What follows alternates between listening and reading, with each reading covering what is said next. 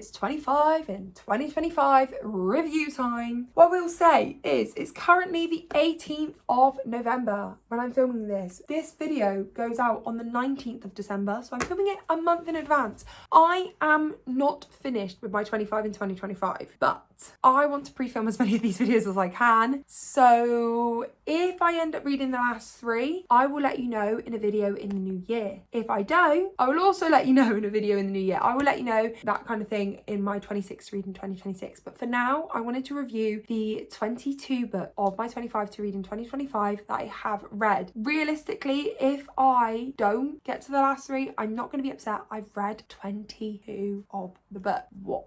So let's start off. I'm going to start off from the bottom and go up to the top. I think they're mostly in star order, except from the latest 2, but the rest are in star order. So the worst book of my 25 to read in 2025 is As Good as Dead. If you have been around, seen those videos throughout the year, seen the video that I read it in, I can't remember what video it was in. I think it was like a finishing series video, something like that. I hated it. I gave it 2 stars because I do enjoy the characters. It should probably be a 1 star, and I think I will. This is me officially coming to you saying it's a 1 star. Visceral hate. I get so annoyed when I think about that book. So annoyed. The ending, I just can't. I don't think I can put into words my feelings on that book because the ending was disgraceful. That book just didn't need to happen. It could have gone such a different way. It could have taken a different turn and it would have been an incredible book. However, the turn it took and the way it was written and what happened was just horrific. Absolutely horrific. Would not recommend to anyone. Then we've got Divine Rivals, which I ended up giving a 3 stars. In this book, you are following Iris and Kit. You're following Iris and Roman, and they are both in possession of magical typewriters, and they are writing notes back and forth to one another. This is back in the time of a war, so there's lots going on, and they're passing notes back and forth to each other, and they are using that to communicate through challenging times. I will say I preferred book 2, which is called Ruthless Vows. I listened to both on audiobook. I just didn't vibe with this one as much. I preferred the plot points in Ruthless Vows. There was more to it. Ruthless Vows focused more on the war and gave more of a fantasy plotline. This didn't give, but was good. I think if you're into romantasy and it's a genre that you've been reading a while and you've heard lots of good things and you want to pick it up, I would definitely recommend picking it up. Romantasy is not my genre, so I just didn't vibe with this one as much. I did prefer book 2. We then have Tomorrow and Tomorrow and Tomorrow by Gabrielle Zevin. Again, this book, you are following Sam and Sadie, and they are working on creating a game together. This book, for some reason, I thought was slightly romance based.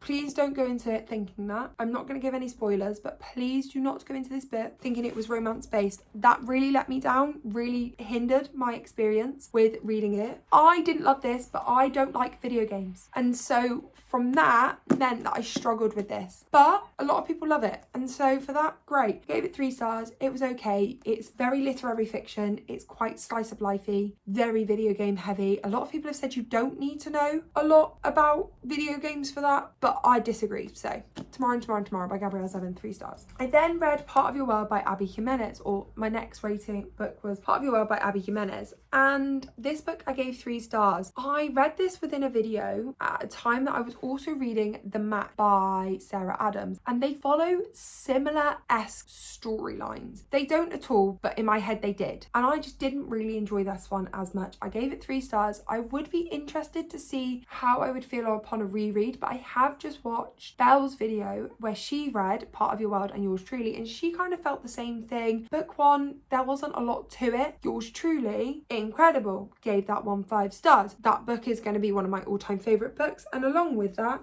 let me try and get it out of my stack without all the others falling. Did it. I also read Just for the Summer by Abby Jimenez. Again, 5 stars. Incredible. Loved it. Loved the characters. In Yours Truly, you are following meeting Jacob and Bree, I think. And Jacob joins the hospital that Bree's working at and has quite significant anxiety. And Bree just sees him for who he is, and they form such a wonderful friendship and then romance, because Bree's got quite a lot going on in her life. Jacob's struggling in the new workplace, and it's just incredible to see how someone is so accepting of another person. 5 stars. I had never felt so seen within a book as I did with the anxiety representation. And in Just for the Summer, you are following Justin and Emma, and Justin and Emma both believe that, or Justin believes he's got a curse that every time he dates a person, they then break up and they go on to find the one. And Emma believes she is the same. Emma is a traveling nurse, and due to a lot of reasons, she struggles to stay in one place at one time. And Justin is just the epitome of golden retriever. I love him so much. I love this book. None of Abby Jimenez's books are simple romances. There's always some element of trigger warning, so please check them out. There's always some sort of family problems, addiction, mental health issues, so please check them out, check the trigger warnings. But they are incredible books, and it is definitely a highly rated series in my head. It's just Part of Your World missed the mark for me. Yours truly and Just for the Summer really didn't and hit it. I am intrigued to pick up some of Abby Jimenez's other books, and I think that might be on my list next year to maybe pick up some of her other ones, but I would highly recommend. We then got on my little list that I'm looking at Icebreaker by Hannah Grace. I listened to this one on audiobook. Now, I gave this one 4 stars. This is my least favourite in the Maple Hill series trilogy. I am the minority in saying that my favourite is Daydream. This book it was good. I remember I was driving home from Liverpool to Plymouth, and it was one of the days where I was driving home really early in the morning because I wanted to miss all the Friday traffic. Absolutely fine. I knew this book was spicy. I didn't quite expect the spicy to hit so quickly, and it was like 7 a.m. in the morning, and they're like going at it on the audiobook, and I was like, well, I've never woken up so quickly before in my life. Yeah, Icebreaker. It's good. It's okay. I feel like the series gets better, and I'm intrigued to see what else Hannah Grace comes out with in the future. I have recently read her Christmas book and enjoyed that one, and so I am intrigued to see what more she has up her sleeve, what more she's got coming to us. But I did enjoy it. Do I think it was worth all the hype it was getting? I don't know. I feel like you've got to pick this up knowing exactly what it is. It's a spicy college sports romance that doesn't have a lot of substance, but it's actually kind of good. I don't know, it's a good time. It's not there for any other reason than just being a good time. We then have on our list, we've got Daisy Jones and the Six. I listened to this one on audiobook again after it being recommended to listen that way. I struggled to stay gripped with the story because I kept having to remind myself for some reason that they weren't real, which doesn't sound like a negative, but I found that really negatively impacted my experience because I kept having to take myself out of the story for some reason. I'm not sure why that was the case, but that is kind of what happened, and so I'm not sure how I feel about it. I did really enjoy the audiobook. I love Taylor Jenkins Reid's writing, and in this book you're following Daisy Jones and the band The Six and their collaboration. There's scandal, there's turmoil, there's drama. It feels like it should be real. It feels like you're listening to an interview with real people. I didn't physically read this book, so I can't comment on the physical experience, but I did listen to the audiobook, and you've got different voice actors playing or reading for the different characters, and I would highly recommend. The next book, staying in the same vein, is Malibu Rising, which also by Taylor Jenkins Reid, and in this book you are following Nina's family in Malibu and her life kind of throughout the years when things go right and things go wrong, and you're following her at her annual end of summer party, but you get to see flashbacks of her life beforehand and how they've got to where they are now and why all the drama's happening. You get a cameo from Carrie Soto, which is really interesting, and I gave this book 5 stars. I loved this story. This is my favourite Taylor Jenkins Reid book, which I think is very unpopular because not many people have the same opinion. A lot of people enjoy her books books, but you hear a lot about Evan and Hugo, you hear a lot about Daisy Jones and the Six. Carrie Soto is Back is also quite highly spoken about, but Malibu Rising is often missed, and for me this is definitely my favourite one, so would highly recommend. We are then going to talk about the series which I have been tackling throughout the year, which is the I Heart series. So we have been tackling this kind of throughout the year, slowly but surely. We start with, I think it was, so we started with I Heart New York, and then we went to I Heart Hollywood, and then we went to I Heart Paris. So we went to Paris, then we went to Vegas, then we went to London, and then we had Christmas. And out of these books, I Heart Christmas was a 3-star, I Heart Paris was a 4-star, I Heart Vegas was a 4-star, and I Heart London was actually the one and only 5-star that we've had from this series. So, I Heart book. In these books, you are following Angela live life in these different places. So Paris, Vegas, London, and then the Christmas one is based in New York. So you are following Angela, and in book 1, Angela goes to New York after an event that happened at her best friend's wedding that turned her life upside down. And she goes to New York, and while she's there, she decides she wants to live there. She starts dating while she's out there, and you see her dating a few people and trying to decide who, as well as starting up a writing column which gets her a job out there. You then see her in Hollywood, and then we see her in Paris, Vegas, London, and Christmas, and you are just following her life. She is the queen of miscommunication. You tell her something bad is going on in life, she will ignore every other responsibility and not tell the person that needs to be told. If you give her burden your problems on her, she will allow it to mount up in her until she explodes. These books are not for everyone. These books are probably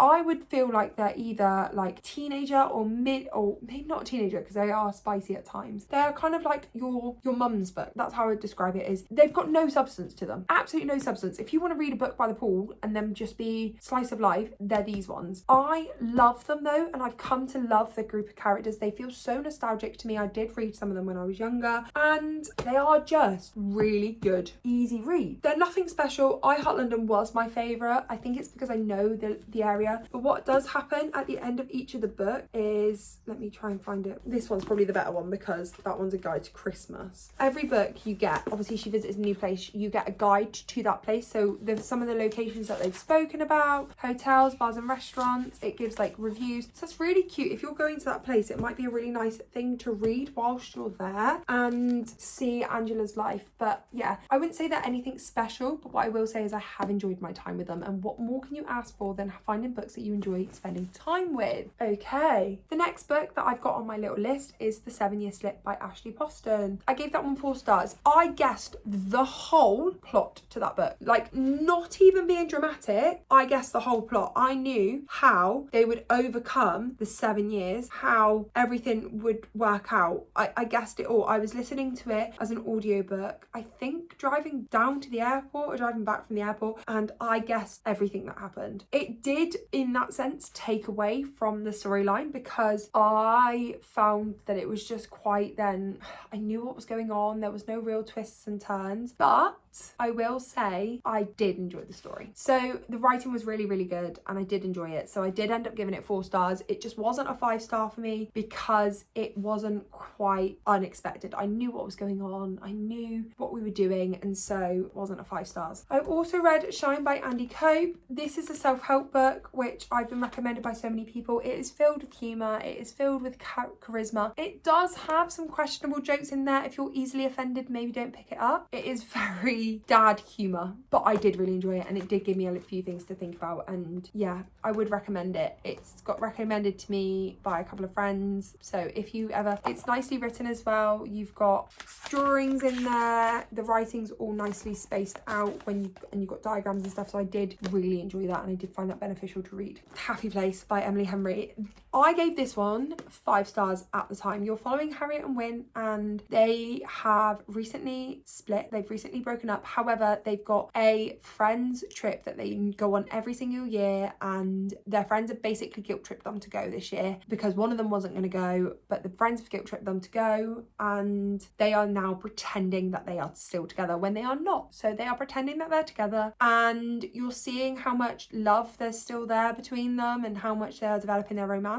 But I will say at the time it gave me 5-star feels, and I do stand by that, but I haven't really thought about it since. So for that, I might not give it 5 stars moving forward, but I did really enjoy it. It was a good read. It definitely got the hype that it's deserved. I'm intrigued to pick up more of Emily Henry's book because I read this one, gave it 5 stars, but I also read You and Me on Vacation and I didn't like it at all. So I'm intrigued to pick up more of her books, but they're not ones that I feel like I have to read. I know a lot of people are die-hard Emily Henry fans. Neither of the books have given me that, so I'm not rushing, but I did enjoy it. The next one I listened to on audiobook. We've got None of This Is True by Lisa Joel. What a book. What a book. You are following 2 women who are birthday twins. Basically, they are at a restaurant on their birthday at the same time, and they meet by chance and they both realise it's their birthday. A few days later, they meet again, and Alex is a podcaster, and Josie persuades Alex to feature her on her podcast in a new series that is about changing her life. However, lots of things come out about Josie that you're not sure whether they're true or not. Podcast elements are beautiful, and I would highly recommend listening to this in audiobook because when it gets to a podcast section, it feels like you're actually listening to the podcast. So it comes up on here, hi, I'm listening, hi, I'm your birthday twin, and then that section is read out like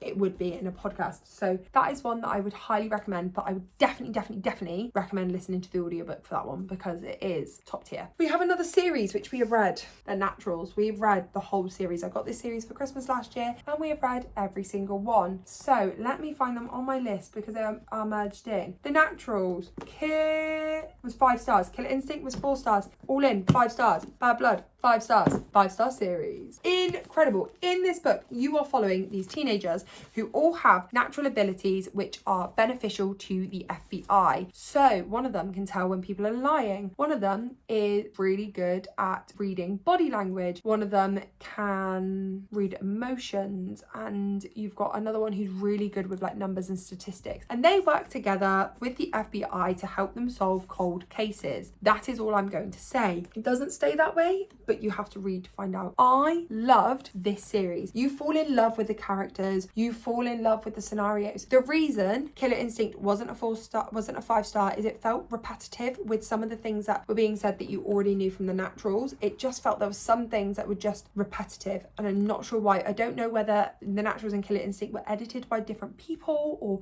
different companies, but it felt repetitive. So that I didn't like, but as a whole, 5-star series. I loved this series so much. I read these 2 back to back because I just couldn't put them down. You are put into lots of different scenarios. You are put into high stake situations. Things are not always as they seem. Highly recommend. I wasn't a massive The Inheritance Game fan, but these definitely worth the hype that they've been given. If you like thrillers, then I would highly recommend picking these up. Okay, let me have a look at my list because I've only got one more book here, but I just want to make sure that I've gone through them. Okay, the last book we're going to discuss is none other than my favourite release of the year, my baby. That is Fearless by Laura Robert. That is signed. I love it so much. If you've not seen the dedicated reading vlog to this book, go and watch that now. I read it in one day, 5 stars, absolutely incredible. You're continuing on Kai and Payton's story. If you haven't seen, read, heard anything about Powerless, I'm not sure where you've been living, but in Powerless, you are following Kai and Payton, who are, Kai is the enforcer and Payton is an ordinary, which means she has no powers, but in the land that they live in, the ordinaries are banned, so the enforcer's job is to go and get rid of them. So they meet in a chance encounter. She saves his life. She then gets put in these trials that happen in there, and the rest goes from there. Fearless is the final book in the series, in the main trilogy. There is another novella that comes after that, which is Fearful, which the less said about that, the better. Fearless, however, incredible. So what I will say is I feel like I have done so well with my 25 books to read in 2025. I have picked some great books to have prioritised throughout the year. I know technically when filming this video I've still got 3 books left to read. I do have plans to pick them up in December, so I'm hoping I will finish this list, but I will update you guys on that in the new year. I hope you've enjoyed seeing them as well in different videos throughout the year, and I look forward to seeing you guys and speaking to you tomorrow. Goodbye.